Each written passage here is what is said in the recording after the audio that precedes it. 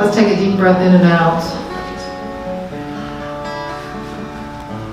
I want to pray this afternoon. You know, it's been on my mind, and it's been on Debbie Creasy's mind because we talked about it today. We touched base about all of the people in Ukraine. All the people like you and me. All these things happening around them. Maybe they're afraid. Certainly they are uncertain. Wondering what's going to happen to their lives. What's going to happen tomorrow. What's going to happen by the time they wake up in the morning. Living in that place of uncertainty and living in that place of fear. And so today, this group right now, we are going to imagine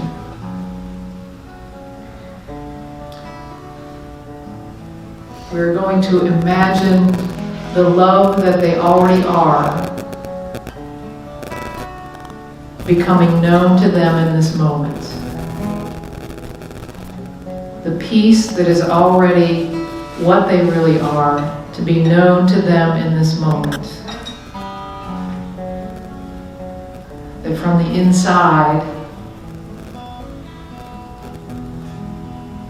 to see them feeling the presence of God,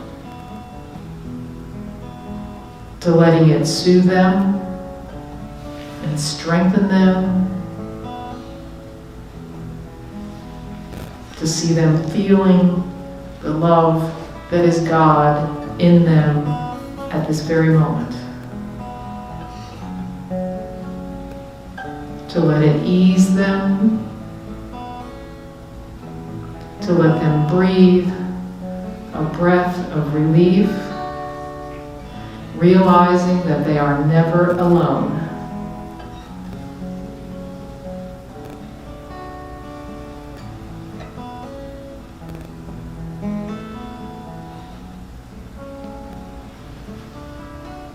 For this powerful idea and truth. I am grateful, and so are we, and so it is. Amen.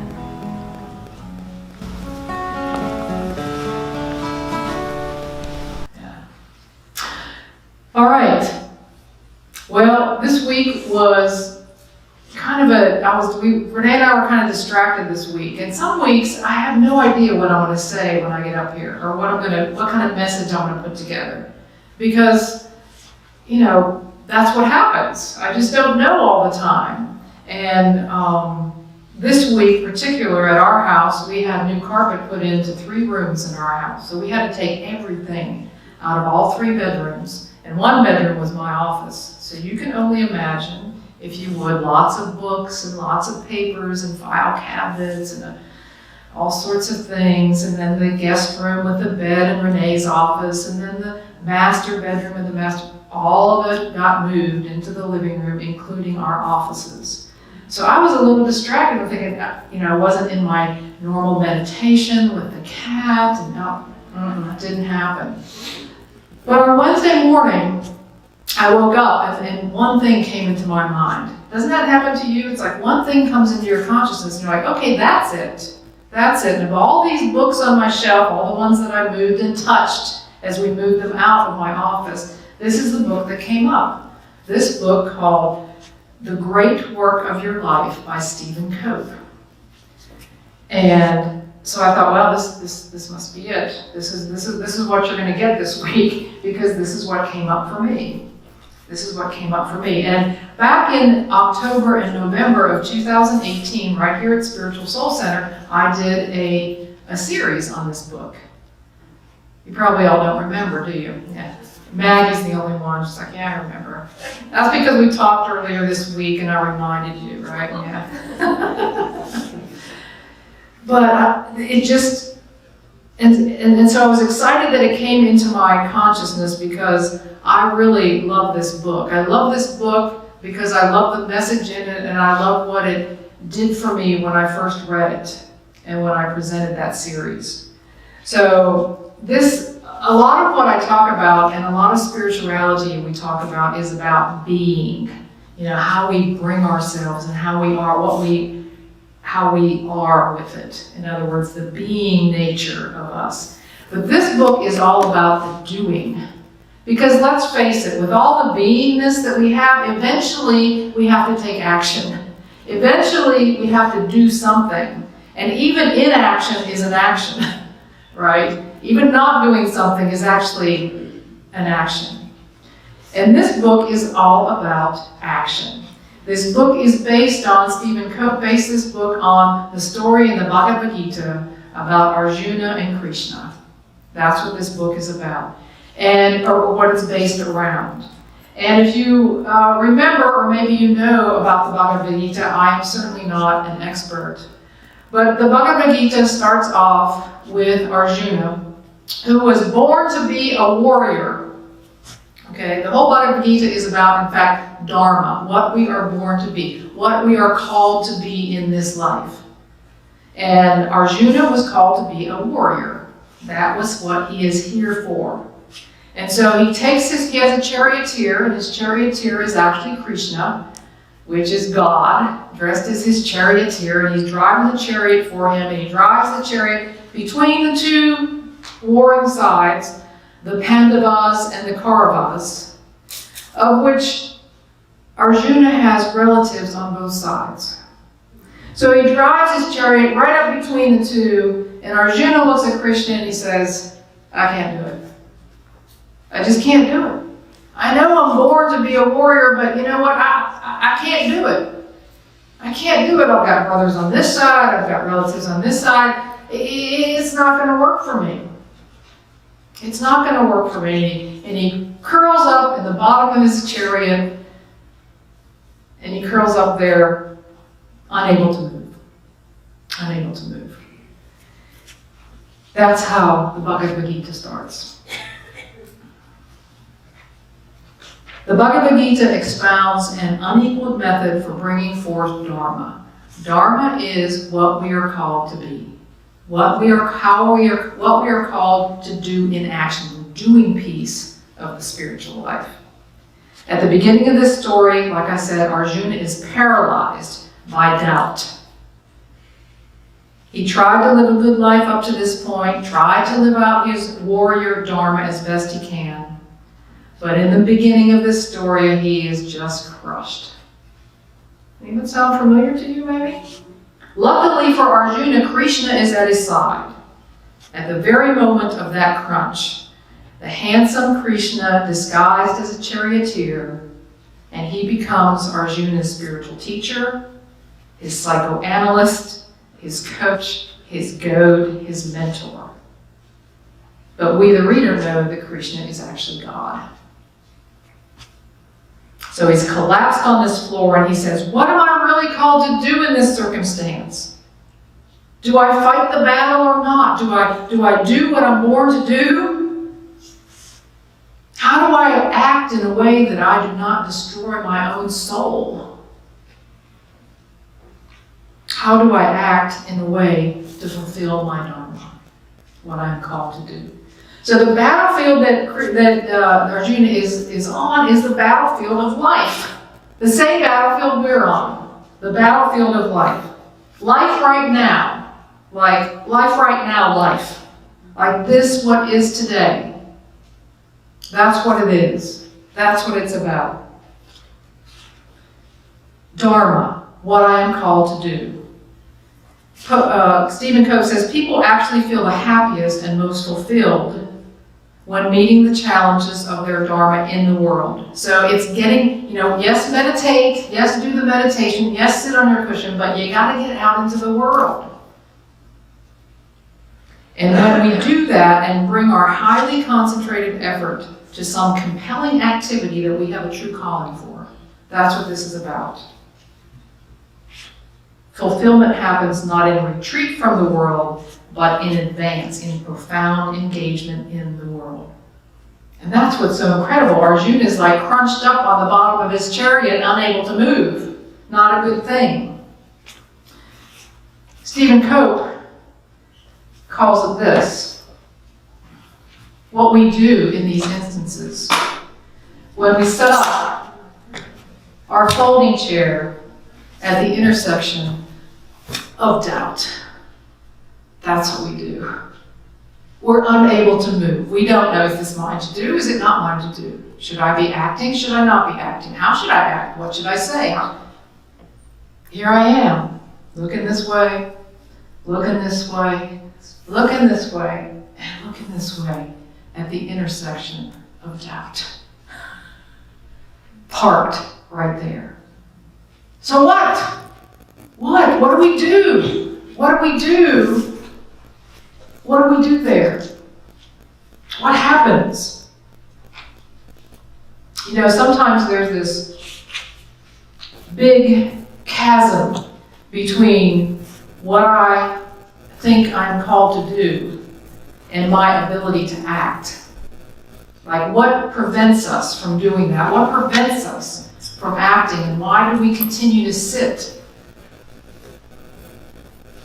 on our folding chair at the intersection of doubt? Well,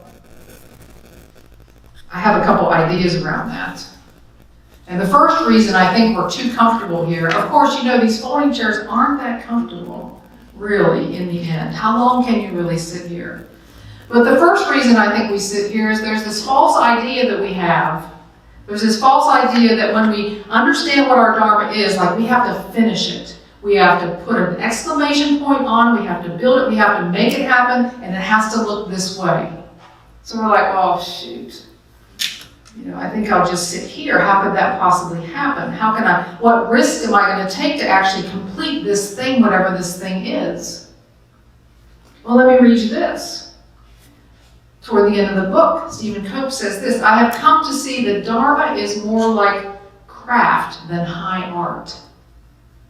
Those of us struggling to live our Dharma awake every morning like everyone else, to the sound of the alarm. We roll over, take a deep breath, another day. We know what we have to do. We get up, we make the coffee, we work away at whatever work we work at. Like plodding, persistent craftspeople, putting one foot in front of the other. But listen to this: we are part of a team of a craftsman building a cathedral. We may not live to see the whole structure complete. In fact, our small part of this magnificent whole might not even be visible in the end. Might not be something anybody ever sees. But it doesn't matter, because it's not really about us anyway. It's about the cathedral. Do you hear that? You don't have to worry about finishing anything. It's not about finishing. It's about me doing my part, following my calling. And it really goes into the second reason I think we stay here, which is we think it's got to be a big thing. We think it has to be the big thing that the world's going to recognize. We need the Mother Teresa moment where everybody's going to know our name. You know? No, it's just not true. It's just not true. I mean, following our Dharma is following the calling from deep inside of our own self. I don't know what it's going to look like. I don't know if it's going to be big or not. It will be big because guess what? The cathedral falls without all of us. The cathedral falls without each of us. That's what I think. Yeah. Here's another one. You might feel this way. Well, my time has passed. The window of opportunity is closed. Oh my gosh, get over it already. Are you breathing? I think all of you are. You walked in here. No one's passed out yet. If you're breathing, you can act. You know when the window of opportunity closes for you? When you can't breathe. When you're done, when your body has given up and you're on your next adventure. Until then, you can act. Until then, you can act. And therefore, you can perform your Dharma, your calling, whatever that is, on that day. It doesn't have to be the one big thing. If that was the case, it doesn't have to be, that's another lesson. It doesn't have to be the one big thing. Here's another reason I think we stay at this intersection of doubt, is we are looking down each of those roads trying to figure out which one to take. We're looking outside of ourselves thinking, okay, left, right, back, what do you think? Our calling does not come from looking outside of ourselves. None of it. None of our calling comes from looking out here. It comes from within. It comes from the divine within. It comes from that place in ourselves. No one can tell you what your Dharma is. I have some coaching clients who like that. Just tell me, Paula, just tell me what I should be doing. I said, I have no idea what you should be doing. But you know. You know what that is. It comes from within. But unless we're willing to do that, we're sitting at this intersection of doubt. That's the truth. Here's another one. It really doesn't matter. It really doesn't matter.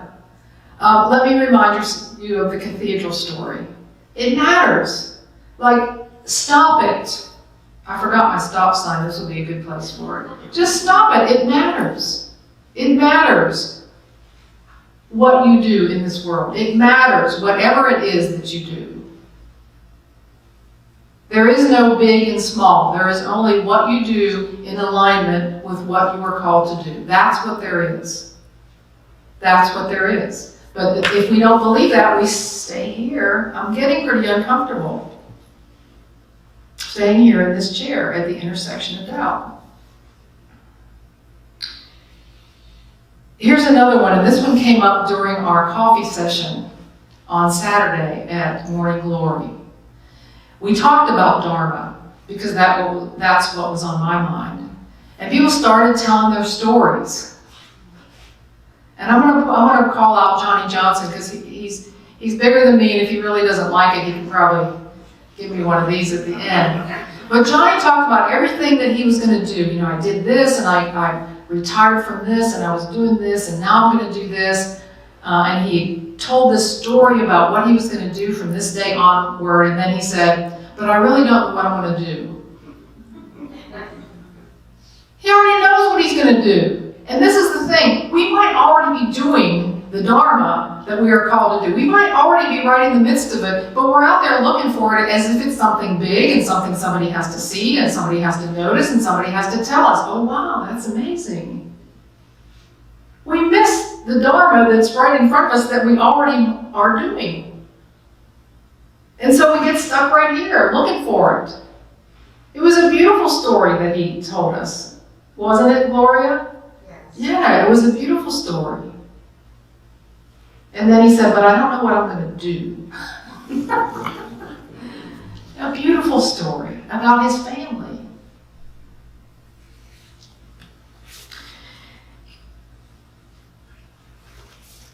Here's another one. If it's a challenge, it must not be my Dharma. Because shouldn't life flow? Shouldn't life just flow? If I'm doing what I'm called to do, shouldn't it just flow? Oh my gosh, how many situations, how many conditions does water flow? Ay, ay, ay.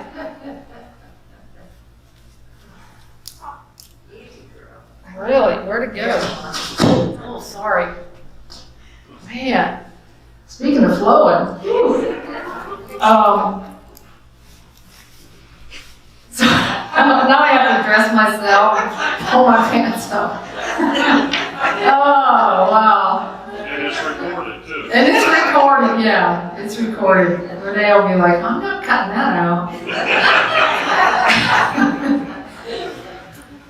Water flows in all sorts of conditions. Water just doesn't flow down that burbling stream, does it? It flows through creeks and cracks and waterfalls and pools and eddies and yeah, you know what flow means? To move.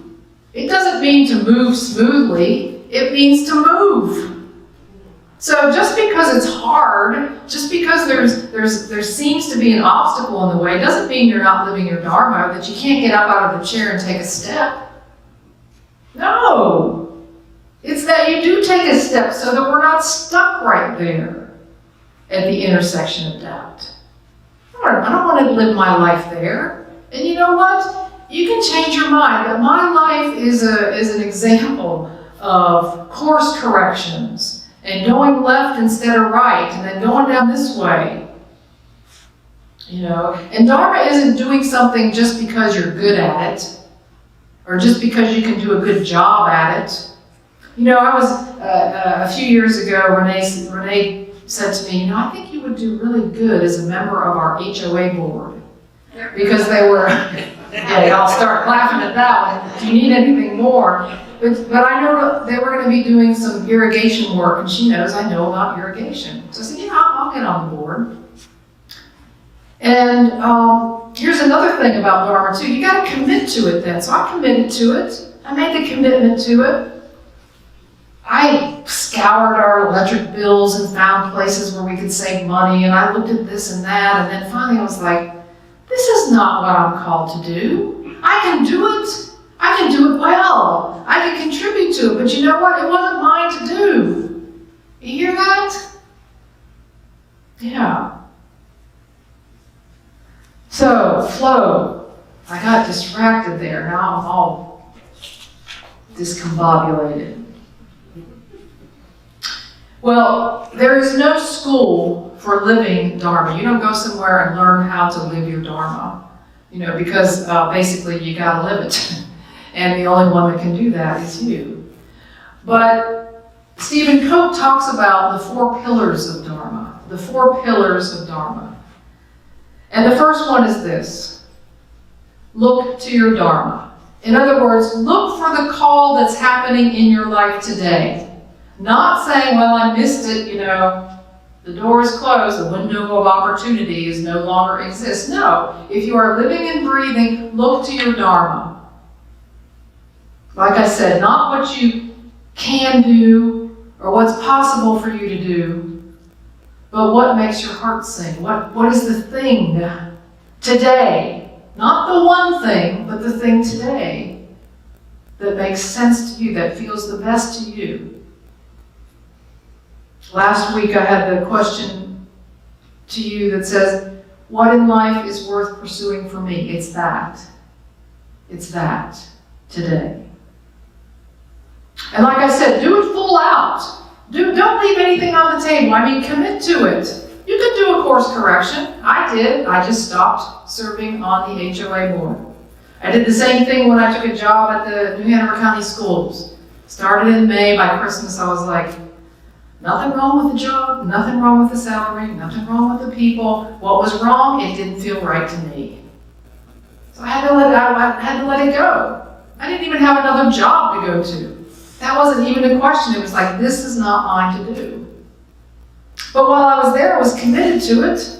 You got to commit to it. Sometimes that's the best place you can find understanding, is you make a commitment and then realize, no, that's not for me. You know where Jared used to work? He used to work as a bank teller.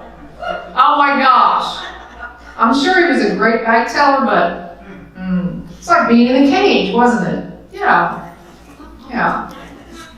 Steady job, 9 to 5. Now he's out at all hours and doing his thing, and it's totally different. You know what I'm talking about. You know this quote too from William Hutchison Murray.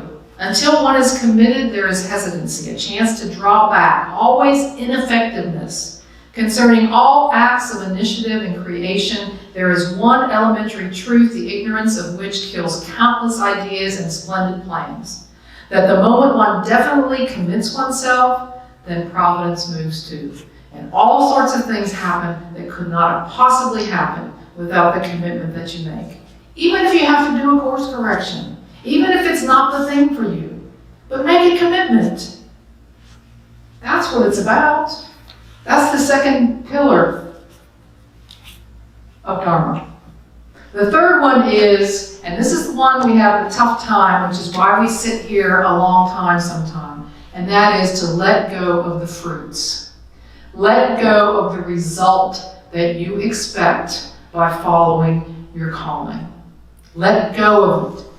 The world out here and what it looks like is irrelevant. to that cathedral we're all building. It's irrelevant.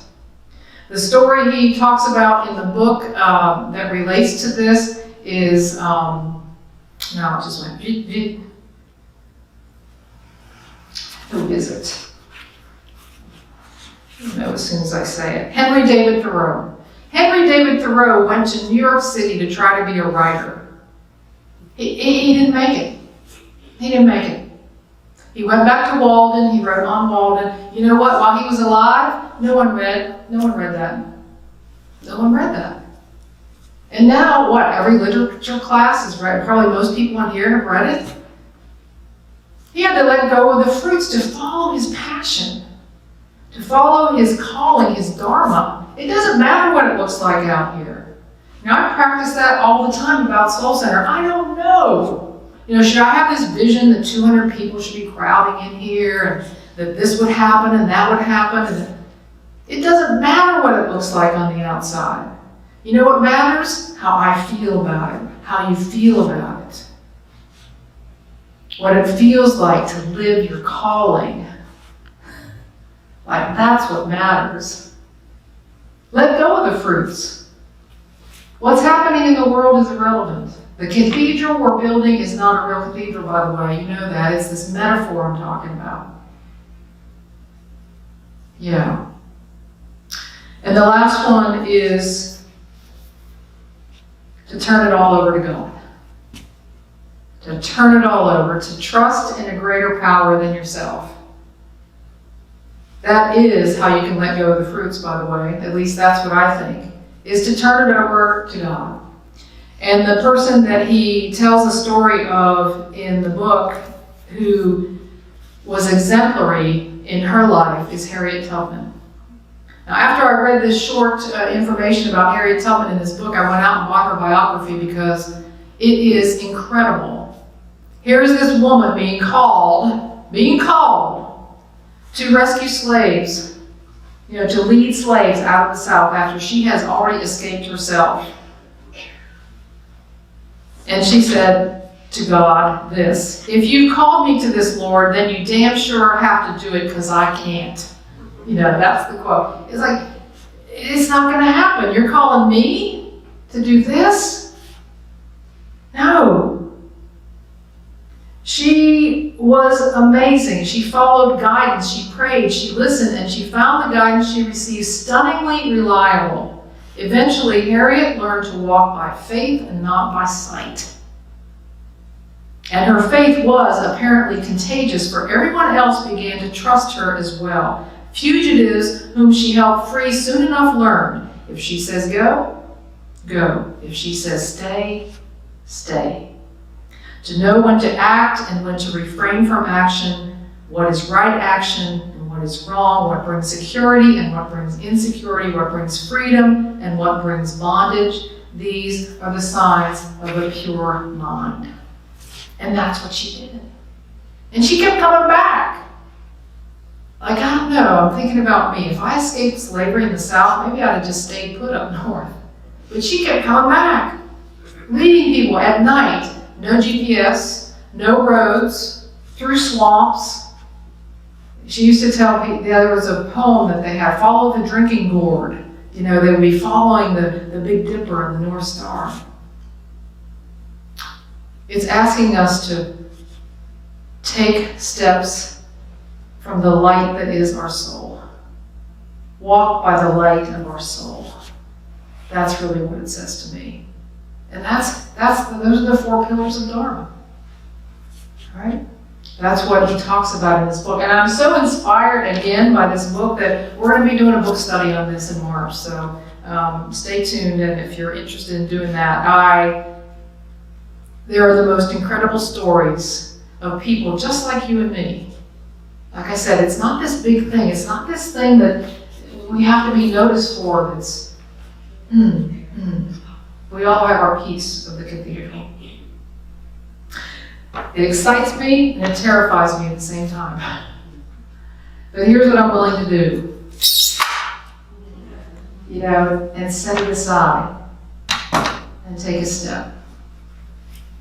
And so as we go into meditation this afternoon, I'm going to invite you take a deep breath and to listen to your own heart and soul. To feel, possibly to feel, and to recognize the thread that you are living. You are already living your calling. Or possibly that now is the time to adjust. Now is the time to make a commitment in a different direction. The whole idea of Dharma is to be awake. To walk each step wide-eyed.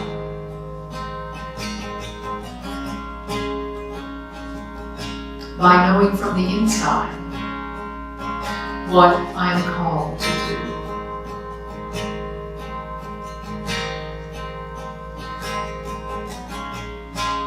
So let's just sit with that for a little while today. Breathing in and breathing out.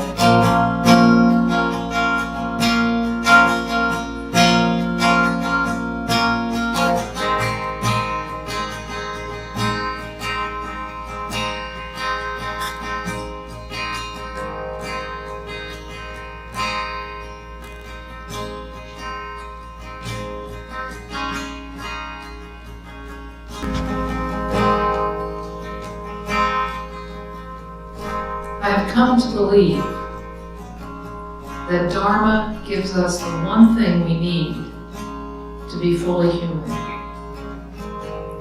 Each of us must have one domain, one small place on the globe where we can fully meet life, where we can meet it with every gift we have. One small place where, through testing ourselves, we can know the nature of life and ultimately know ourselves. This domain, this one place that is uniquely ours, is our work in the world. Our work in the world is for each of us the axis mundi, the immovable spot, the one place where we really have the opportunity to wake up